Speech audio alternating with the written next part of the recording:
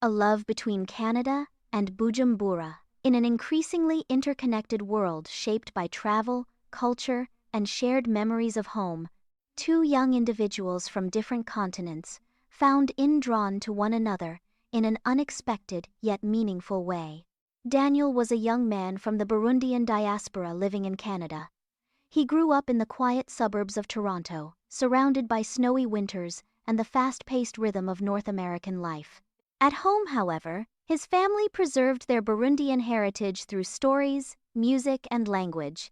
He often found himself dreaming of the hills of his parents' homeland, despite never having lived there. Aline was a confident and accomplished young woman from Bujumbura. She cherished the vibrancy of her city, the golden sunsets over Lake Tanganyika, and the richness of Burundian culture. Ambitious and kind-hearted, she took pride in her roots and believed in living life with purpose and intention. Their paths first crossed online through a cultural youth forum, connecting young Burundians across the globe.